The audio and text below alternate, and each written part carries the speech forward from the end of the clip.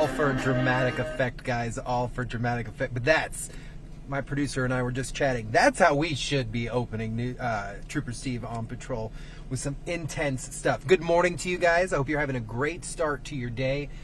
It is Wednesday. It is August 14th, 10:02 in the morning, and you're joining me live right now inside of Results One. We are in Winter Garden this morning, and it's not traffic oriented today. Today is all about continuing what we do here at News 6, something very near and dear to my heart, serving those who serve, where we feature veterans here in our community that have served, and we feel it is important to highlight these men and women and their service. Today I'm welcoming in a man. His name's Marc Gimbel. Marc is a Vietnam War veteran that served when he was 22 years old in 1969. He's now 77 and a resident of ours here in this community. And quick break. I'm back here off of the West Orange Trail in Winter Garden, and I tell you, some of you bicyclists have no care about anything, not even to include your life, when coming across this trail here. Yeah, the car's got stop signs too, but you do as well. So you need to make sure you're paying attention to this mess, because some of you guys driving like clowns, like this guy. Nice stop sign, clown. Man, we're not even doing a traffic segment this morning, and we're already running clowns out here. Clown count one for the day. My goodness. Anyways, we're picking up Marc. Marc lives out here in the Winter Garden area, and I'm so excited because he recently went back to Vietnam. Like, wow. Went back to Vietnam for 2 full weeks, and he went bicycle riding, and did 390 miles. Now, part of this was Marc wanted to really relive some of the country that he served in, and just really wanted to go back and revisit it. So he did just that. And I want to get Marc into the vehicle. I want to talk about him. I want to learn a little bit about someone who's in our community who has served. So we're going to welcome Marc in our truck here in just a moment, driving through the neighborhood. I'm going to pick him up, and we're going to take a nice drive and check it out. It is a beautiful day here in Central Florida. A little warm, but it's still beautiful.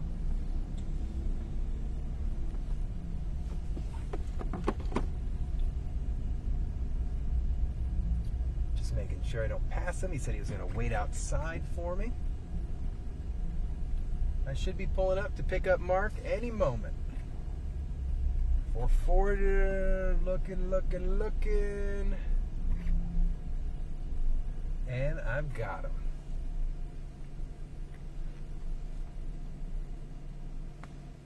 So we're going to pick Marc up as he comes by here. Some vehicles doing whatever the heck they want to out there this morning, but Marc is coming towards the truck, and we're going to welcome him here inside of Results One. Man, everyone being awesome here. So Marc's going to jump on in the truck with us this morning. Good morning. I love anybody who gets in the truck with a treat. Well, I saw yesterday's show, and I didn't want to be one of them. Thanks, man. I appreciate it. Look, you guys already know it's all about the pastries, guys. All about the pastries. Appreciate you, Marc. No problem. How are you doing this morning? I'm doing well. How about yourself? Good. Can't complain. The stuff I usually complain about, no one cares. So, well, it's not only that, they probably don't listen either. Yeah, they're just like, yeah, cool, whatever. But good morning to you. Welcome to the truck. Thank you very much. This is what we call Results One. This is my baby. I take care of this thing along with a great engineer staff. But just give you a layout. Anything that's on air is appearing right here on this one. Mm-hmm. And then these are all our cameras already set up. Okay. What it looks like on TV is right there. Okay. So we have my producer Thomas on the controls and all that fun stuff back at the station. Hi, Tom. Yeah, and I just get to hang out and do what I want out here with you. Good for you. So you live out here in Winter Garden. I do. How long have you been here? We moved here in 2013. Okay. We were very lucky. We got in here very early before the craziness. all this happened. Yeah, because this expanded, right? Yeah, this part of the neighborhood? I think they're on their sixth and final phase now. Wow. From the satellite, this area is quite large. Yeah, it is. When you look at it, you're like, wait, I didn't know that entire community was there, kind of thing. So where'd you live before Winter Garden? Well, to sum it up, I was born in New York City. Yeah, tell me a little bit. Yeah, go for it. Born in the Bronx. Oh, my mom's there. a Queens baby. All right, my wife is too. I was born in the Bronx. I lived there until 1954. And then, with all the other World War II babies, we moved out to Long Island. Okay. And I lived there until I was 16. And then I went to college. And then I graduated with an associate's degree in 1967. And then I got drafted in 1968. Yeah, I saw that, and I was like, man, at 22, right? 22 years old, got drafted. What'd you go to school for? I went to school for marketing and accounting. It's a pretty good degree at that. Now people want that degree because they're like, man, I could do anything then. Well, what happened to me early. is I was going to community college. I graduated, and then I transferred to City College of New York. And I was only taking 9 credits because I was trying to gain city residency, so I didn't have to pay. Got it, and smart. during that time is when I got drafted. 1968 was the largest draft call-up in American history. So, for a guy that I enlisted voluntarily, talk to me a little bit about that. I've always been curious about when that draft notification comes in. Obviously, it's not an email back then. It's not a phone call.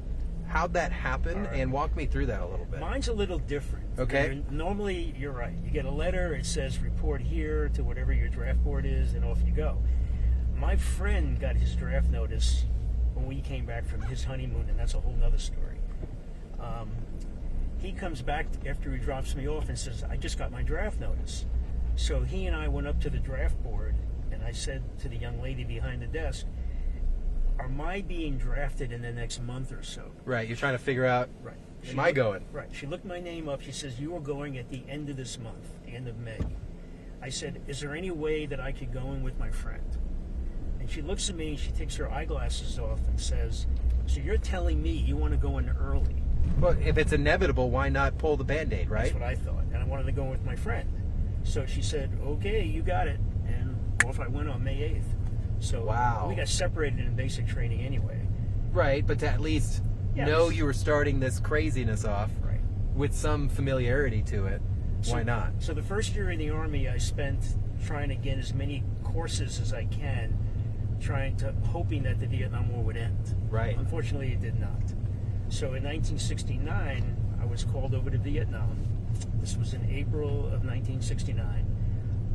I was assigned to the 4th Infantry Division. Okay. I was sent up to the Central Highlands and right near Pleiku. And I got off the truck and I was assigned to the 1st of the 35th Infantry Battalion. And they were just coming out of the field after being there for 28 straight days. They were losing half of their platoon. I was going to say, what was the death ratio at that point? Well, it wasn't so much death ratio. They lost a few people, but there were a lot of folks who were de-roasting. They were going back to the States. The year was over. Okay. So basically, I was going to be assigned to a platoon that had maybe 7 or 8 people with experience. At that moment, a truck pulls up, and somebody says, is there anybody out there who is E4 or E5? And I raised my hand. I was an E5 sergeant. He says, how would you like to be a LRP? And I said, I'd love to. So explain to me what a LRP is. Well, wait a minute. Okay. So I get on the back of this truck, and I took a friend with me because he was standing next to us. Come on, let's be LRPs. Let's do this, yeah. And he goes, okay, what's a LRP? I said, I have no idea. How bad could it be? I mean, we're going to be a new guy with 9 other people. Right, let's go. Yeah, let's do something else. And a LRP is long-range reconnaissance patrol. We were basically, in today's world, we would be the drones of the military. Okay. They would send us out to areas that they didn't know if there was any enemy activity there. They didn't know if the villagers... You go find out, basically. Exactly. You have 4 days to find out. Here's a map, cover these areas, and get back to us in 4 days. So they drop you off by helicopter, you pull your 4 days, you go out, you try to see if villages are being used for caching equipment or food for the NVA. Right. At the end of the 4 days, you tell them you're ready to get pulled out. They send a helicopter. You tell them where you are. You throw out a colored smoke grenade. They say, okay, I see yellow. I go, yeah, that's us. They swoop in, pick us up. We go back. We get debriefed, take a shower, have our 3 days off, and do the whole thing all over again 3 days later. And how long were you alert? I was 9 months alert. Just nonstop. Nonstop. Wow. Nonstop, yeah. So full time, you did about a year? A year in the States and a year in Vietnam. Unbelievable. Yeah. So when you got out, what what kind of path did you take after that? Because you were blessed enough to get back. Well, that's true. And I went into the Army as a very confused young man, not knowing what I had in store for me for the rest of my life. I came out of Vietnam, came out of the Army with confidence that I can do things. Okay. You know, you're put into situations, and I don't care how much training you have, how many movies you've seen. Right. You think you know how you're going to react. You have no clue. Somebody takes a shot at you. You don't know. You don't know until it actually happens. Yeah, people could talk a big game until you hear that weird buzzing sound. Yeah, I mean, the first time I took a round, I didn't take it, but took a round, it hit a tree right above me. I was lying on my back waiting to start our daily routine, and all of a sudden, barks started flying off a tree. And they were trying to find out where we were, so they were looking for us to fire back. And to react in some way, right? So I'll never forget the time I took my first mortar fire. Sounded like that old Nintendo Duck Hunt. Okay, yeah, sure. And I was like, who's playing something? And my interpreter grabbed my collar and was like, get on the ground, dude, we're getting shot at. And it was just a very weird sound to understand, whoa, these are bombs coming in, kind of thing. An interesting story, I had been assigned to the LRBs. You have to go through a 10-day school in Vietnam. And right before the school started, I was at that landing zone where our unit was kept. And I was watching an outdoor movie called The Wild Bunch. Okay. And if you've never seen that movie, no, I haven't. It is a phenomenal movie. At the end of the movie, there is this huge firefight between this group of guys and the Mexicans. And as I'm watching this, all of a sudden, people started getting up and running away. You know, where I was watching this movie. Okay. And I'm thinking, what's going on? And somebody finally grabs me and says, we're taking incoming. Get out of here. Go back to your unit. So I thought it was a movie. Right. And it was probably the best thing that happened to me because it happened, I'd been there a week or so, and I quickly realized this is really for keeps. Right. This is not a video. No, this is real life. This is real life. So, quickly realize, especially you start smelling things and you start to realize, okay, this is not a video. Well, like you said, there was no video games. The worst smell was usually me after 4 days out in the field. Yes, I could agree with that. Because we weren't allowed to shower or do anything a day before our mission started. We couldn't use any deodorant or aftershave. Right. A lot of people don't understand. You're going into the environment they want you to smell like the environment. Right. Yeah. So after you got out, what has been your career over your lifetime? Well, when I came out of the Army, I basically rented an apartment in Queens, New York. I stayed in the apartment for 9 months because I just didn't know how to act at that point. And right. I didn't come back to parades or that type of thing. It's a different world. world. A little different, yeah. So I stayed in my apartment, and then unfortunately, I came out of my apartment, and I was fortunate enough to meet my future wife. Awesome. Who changed my life. Amen. So we've been married over 52 years. I love hearing that. And we've lived in 6 different states, dragged our 2 girls from New York to California and back. And started working for Saks Fifth Avenue, the retail company. Started as an accountant. I realized I liked the life in the stores, so I became an assistant manager, and then I became a store manager of Saks Fifth Avenue. And they Unbelievable. Moved me around to different states, different cities, and I loved every minute of it. And fortunately, my wife and children didn't mind moving. And it seemed like every time we moved, the kids would have changed schools anyway. You know, they were at that age. Right. So it was good. Everybody worked out well for everybody. That's pretty cool. So when I got this notification about you, first and foremost, looking at you, brother, you could run miles around me. You're in phenomenal condition. And then reading 390 miles in 2 weeks. Right. So the story alone, absolutely. It was actually 10 days. 10 days. Well, excuse me. 10 days, 390 miles in Vietnam, stopping along the way.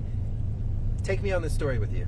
Well, first of all, organizing this trip was a bit of a challenge because brother, you could run miles around me. You're in phenomenal condition.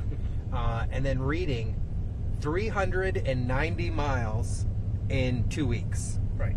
So the story alone, absolutely. It was actually 10 days. 10 days. Well, excuse me. 10 days, 390 miles in Vietnam, stopping along the way. Take me on this story with you. Well, first of all, organizing this trip was a bit of a challenge because I couldn't find any company who wanted to go into the Central Highlands. Right. Most of the bike riding trips to Vietnam are along the coast, and rightly so. It's beautiful there. And why wouldn't you ride along the coast where there's no hills? I really wanted to get back to the area that I was stationed in, right, in the Central Highlands. So I finally got a hold of a company who was interested, and he says to me, he's been doing these tours for 10 years, and he says to me, let me and my friend drive up there first to make sure we even have roads up there. Right. Because I've never been there. To see if could the bicycles even do it. I mean, is there roads? Are there towns? Are there hotels? Are there places to eat? And this guy lives in Vietnam. He just never goes up there.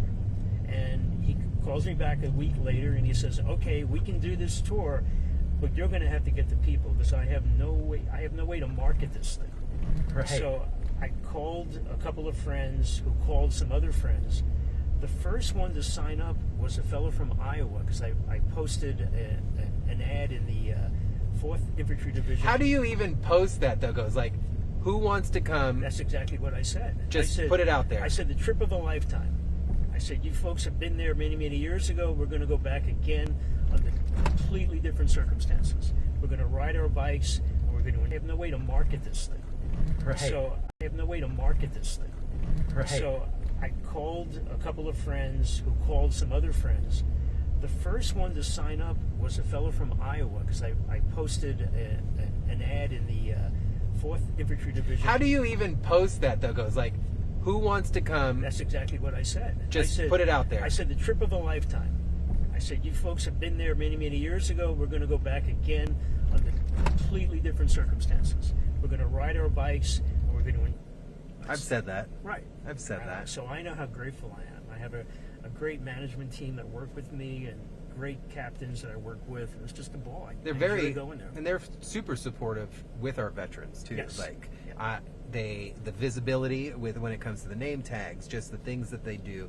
What theme parks do a flag service every day, you know? And I've gotten to witness a few of those over there, which I think is pretty awesome. Yeah, they're trying to get me involved in that Veterans of the Day thing. I didn't even know existed until last week. You don't seem like a guy, though, that goes looking for the hype. Somebody called me up and said, would you be interested? And I said, yeah, if I can get a free pass to Magic Kingdom. Yeah, why not kind of thing. I'll finish that and I'll go get a sundae down the street. So how did you do a foundation for what you did in Vietnam, or did the AARP people find you? What happened was the other LRP, Kent from Iowa, you didn't even know existed until last week. You don't seem like a guy, though, that goes looking for the hype. Somebody called me up and said, would you be interested? And I said, yeah, if I can get a free pass to Magic Kingdom. Yeah, why not kind of thing. I'll finish that and I'll go get a sundae down the street. So how did you do a foundation for what you did in Vietnam, or did the AARP people find you? What happened was the other LRP, Kent from Iowa, used to be a state director of AARP. So he contacted them, and they have been so tremendous in hyping this. I don't know how else to say it, and getting the word out of what we did. So they have been tremendous. They really have, and they're in contact with me all the time, and it makes me feel kind of special. No, I would think so. You go so long, and then you decide to do this, and then there's recognition that I think that comes with it. I don't think many people would even know what you've done if maybe they didn't send that out and stuff like that. We have such a big veteran community here in Central Florida. Florida alone, everyone likes to come down here. But I think joining news, I'm a career cop, former Air Force guy, and then jumping into the news world, it was like, wait a second, there's stories to be told here. And I got to do honor flight. That was probably the coolest thing I have ever done in my life, flying up to D.C. with World War II, Vietnam, Korean War veterans that have never seen their monuments up there before. Right. And to be there, hear their stories, and then to bring them back home, it's like, we all live here. Everyone lives here. My daughter lives in Washington, D.C., and any chance I get, I go to the Vietnam Wall and just kind of stare at it. I have friends on that wall. Yeah. And, every time I go there, it raises the hair on my arms. It's a loud silence there. So think of the honor flight is similar to what they're doing with the Vietnam vets now. Okay. It's basically a 12-day honor flight, Wow. taking you back there and going into your specific area. Places wherever that you were could stationed. close your eyes and bring yourself back to. Right. And it definitely doesn't look or feel the same. There is one amazing story that I had. We were actually in the little village that was outside our base camp. Okay. And we had no idea what to expect. We didn't even know if the village was even going to be there. And it was there. And one of the owners of the company was speaking to a couple of young ladies, and he kind of waves me over, and he says, "What's up?" And I said, "Well, these two sisters are in their early 70s, and they remember the base camp that you were stationed in. And they, wait a minute, it gets better. And they remember when they were little kids, because they would have been about 10 or 11 at that time. Right. They were selling cold sodas to guys coming off of helicopters. GIs. Yeah. I said, well, I remember buying a cold soda from people coming off my helicopter. Oh my God. So I said, for all I know, I might have bought a soda from you. She then proceeds to invite all 12 of us into her house. She made tea for us, gave us cakes and candy. Couldn't have been nicer. I mean, just the neatest thing. And that came out of left field. I mean, I had no idea that was going to happen. See, I think I get emotional and all that stuff all the time thinking about stuff like this, and it's like, there's such a human element to so many of the hard stories that we have in our past, that people are like, oh, well, the U.S. did this and Vietnam did this. It's like, stop. But when you get to put those people together, it's like, it's a completely different story. Right. And that's how we were received over there. We weren't received as the enemy. And again, it's a different generation. The war ended 50 years ago. Right. That generation is appreciative today because they know. Right. And they understand it. I think it makes me so upset when there's a younger generation that's just like, they just choose not to educate themselves about what exactly took place and why we were there. Yeah. And how appreciative that generation is today. Like, sit and talk to someone who's in their 65, 70-year range. And if you're a 30 or 25-year-old that's complaining, it's like, stop. Talk to your grandparents about what happened and what that relationship was like and what it's become for really the world on a global front, what it is now. It's powerful. And it's good for us, too. I don't what bring it's up done for Vietnam you. unless somebody mentions it, but, I don't have any really bad memories. And I got wounded over there. I don't really have any bad memories. I remember the funny things, the odd things, and maybe it's the way the brain works. You block out the negative stuff and focus on what was good. Yeah, you compartmentalize a little bit for your own safety. I mean, I have photos that I took when I was in Vietnam. Every once in a while, instead of filling my magazine pouch with 4 magazines, I would put an Instamatic camera in there. If I thought the area was not that crazy, maybe. Wow. And I would take a chance, and I took some great photos out there. And to have that awareness, to be like, I need to remember this. Yeah, it's kind of cool. I've kept. I mean, my wife will attest to this. I keep everything. I mean, I'm not a hoarder. I think there's a few of us out there like that. Well, but my wife will be like, "Why do you have this?" And I'm like, "Well, it was at the police academy, and I want to keep on to it," kind of thing. Same thing. I have every scorecard of every game I've ever been to, going back to the 50s. Okay. And I'll grab a few, and I'll flip through the pages. What's her name? Your wife's name? Debbie, maybe that's a little excessive. Okay, maybe just a little excessive. She's used to me at this point. And by the way, talk about excessive, you should see her art room. Okay. Yeah, I mean, that puts my room to shame. All right. Yeah. So you guys are even. You're fair. We're definitely married for 52 years for a reason. Amen. Amen. Sir, look, anytime you want to talk about any of your experiences, now that we've met, please reach out. I want to thank you because this is the stuff that I love hearing. I use the cliche statement a lot. Any veteran in today's world, we stand on the shoulders of anybody who's come before us. I would not have the knowledge and the resources I had when I was serving in Iraq or in Korea without previous men and women who have gone to war. So, brother, I really appreciate you a lot. My pleasure. Thank you so much. I'm going to take you back over to your house. Okay. Do you still bike here locally? Oh, yeah. Are you an avid biker? Yeah, I belong to 2 bike clubs. One is called, I have to say this carefully because it sounds awful if I say it incorrectly. Okay, so say it carefully. Half Fast. Half Fast. Half Fast. Okay. And then I ride with a bunch of my good friends from Disney on Sunday. And we just enjoy each other's company, and we stop for coffee afterwards and talk about stupid stuff. Yeah, talk about life and the random things that are going on. Yeah. So yeah, I have a bicycle. I'm not a bicyclist under any capacity. I could probably not even make it through a spin class. Just not my forte. But I just recently bought a motorcycle. Oh, wow. Yeah, I've been riding since I was 16. Missed it. I was a motor trooper for a while. When you do it at work, it's no longer fun. So I was like, I miss this. So I bought a sport cruiser. So now I've got that Good for getting you. hooked up and all that fun stuff. Well, I'm getting ready to have knee surgery. All right. Late October, I'm going to have knee replacement surgery, so I'll be out of commission for a couple of months. Okay. But next year, I already have 5 trips lined up, including one in Europe. Look at you, man. And I'm looking to just keep riding and going forward.